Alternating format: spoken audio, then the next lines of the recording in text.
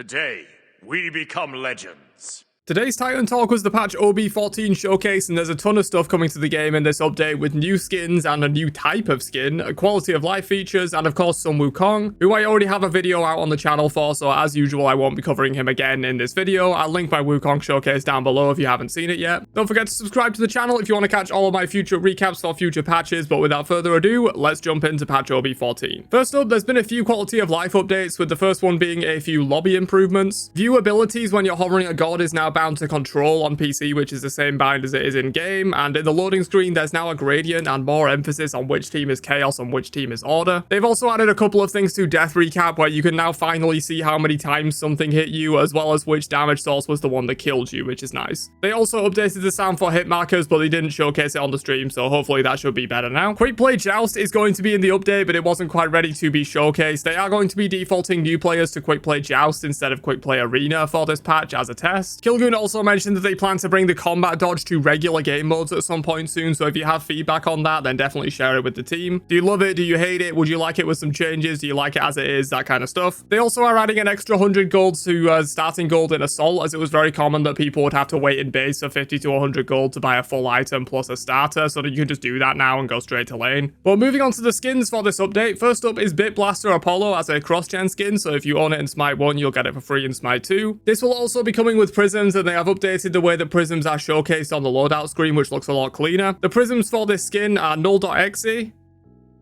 Mecha Core, RGB Surge, and Overdrive.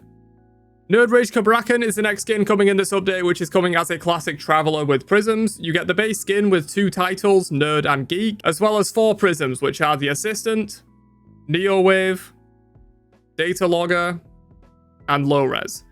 As always with classic travelers, the base skin without prisms will be available for legacy gems only once the traveler leaves after 8 weeks. Next up for skins though, there is a new type of skin launching with this update called Saga skins, which are sort of an in-between of prisms and tier 5s. There's different forms of the skin as it evolves, but you use only one form at a time like you would with prisms. They did mention that there's a lot of work in progress stuff on this screen that they showed in game, but you can see the base form on page 1, and you can unlock the other forms in the following pages for Wandering Market coins, similar to a Wandering Market collection. There's 4 forms in total, including the base form, and the final form has 4 prisms, which are on the last page of the collection. There's also a bunch of other cosmetics on each page related to the skin, like an announcer pack, a title, a tracker, a recall skin, etc. And recall skins are actually debuting with this, as they weren't in the game before this patch. This recall skin is also a little bit special, as it follows a similar progression to the skin as well, with a base version, an ascended version, which wasn't ready to show yet, and 4 prism recolors for the recall skin itself, which is pretty dope. Again, those weren't ready to showcase yet. The price tag on this Saga Vault, which is what they're calling them, is 3,600 diamonds, which is 1.5 times the price of a normal skin, but I think that's a pretty fair considering the amount of customization that is available here and the other stuff that you get throughout the market. This seems like a really cool idea, and the skin itself looks absolutely amazing, I think. They did mention that the final form might not look super great at the moment because it is missing some textures and effects, so that one specifically should look a lot more complete when the skin launches properly on Tuesday next week. They also said that it will follow the same rules as market collections, in that it will never go away and you can complete it at your own pace, which is good to hear. There's also going to be a new menu background in theme with the Ember Lord for this update, which is cool, and they also said they're starting a process to clean up the home screen a bit and make it more concise and look and feel a bit better to navigate, which is sorely needed in my opinion, so that's good to hear. They didn't talk about balance for OB14 on the show. They're going to be covering that on Friday instead, and they did mention that this patch was slightly smaller than usual because of the 4th of July in the US, where the whole team was on holiday for a few days, which when you consider that each patch is only 14 days apart, that's a pretty noticeable amount of time gone, so it makes sense. Kilgoon did say there's a lot of stuff in progress for OB15 though, and that should be a bit of a bigger update. That's everything new for OB14 though. There was a little bit of time left for Q&A at the end, so I'll cover some of the most important questions that were asked at the end here. Someone mentioned Vulcan mods not showing up on console, and Kilgoon said they do have a fix for this internally that should be rolling out with the update. I imagine this went right to the top of their priority list for bug fixes with the new Vulcan Saga skin coming in this patch. On that topic, someone asked how a tier 5 skin could surpass a Saga skin when they eventually do get round to those, and Kilgoon said they are are a little different, as tier 5s come as the whole package as soon as you get the skin and you progress through or change form in game based on things that happen, rather than just picking a form before the match. Sagas are absolutely a high-end skin, but they aren't quite as flashy and don't take as much work as a tier 5 and are priced accordingly. More than a normal skin, but not tier 5 level expensive. Someone asked if we'll ever get PvE adventures again in Smite 2, and Clumsy said it is of course something they would love to get back to at some point, but probably far in the future, as there's a long list of more important things that the game needs right now. There were a few people in chat asking if they could increase the earn rate for market coins, and Kilgun said they are keeping an eye on the data around that, as they have added a lot of new ways to spend coins lately, with every classic skin coming as a traveler and now the new Saga skins. Previously they had the earn rate in a pretty good spot when it was just a collection every 8 weeks and the occasional traveler, but now there's a traveler or two every patch plus Saga skins. They could probably increase the earn rate a little bit to compensate for that. But they did say that there is a balance point to be found there, as increasing it too much just results in everyone having limitless coins and there's less of a feeling of progression and going back to a market after playing a few games to unlock some new stuff. If the earn rate is too high, people just have enough to buy everything as soon as it drops always, which is less fun. But that's everything discussed on today's Titan Talk for OB14. Don't forget to drop a like before you leave and subscribe to the channel so you don't miss my future recaps, and I'll catch you guys for another one later on. Have a great day, and peace out, you nerds.